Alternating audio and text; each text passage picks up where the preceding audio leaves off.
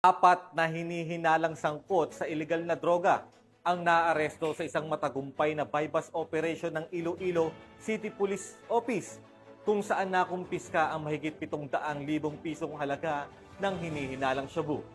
Magbabalita dyan si Patrolwoman Andrea Dominic de Palubos.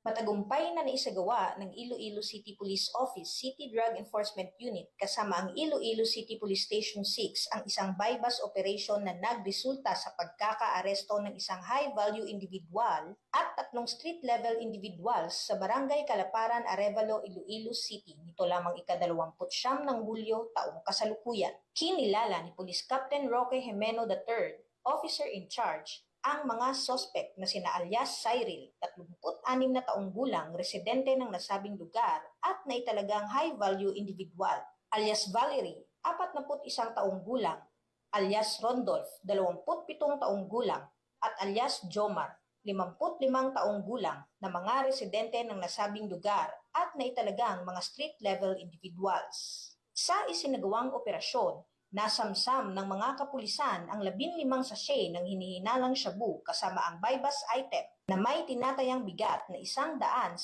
gramo at may standard drug price na 748,000 piso. Kasalukuyang nasa kustudiya na ng pulisya ang mga naarestong sospek para sa tamang disposisyon at haharap sa kasong paglabag sa RA 9165 o ang Comprehensive Dangerous Drugs Act of 2002. Ang matagumpay na operasyon na ito ay sumasalamin sa walang humpay na dedikasyon ng Police Regional Office 6 sa kanilang layunin na wakasan ang kalakalan ng iligal na droga, protektahan ang kinabukasan ng bawat Pilipino, at tiyaking nananaig ang kapayapaan, kaayusan at kaligtasan sa bawat sulok ng ating bansa. Dahil sa bagong Pilipinas, ang gusto ng pulis, ligtas ka. Mula dito sa Police Regional Office 6, ako ang inyong Police News Network Correspondent, Patrolwoman Andrea Dominic de Palubos. Alagad ng batas, tagataguyod ng balitang pulis.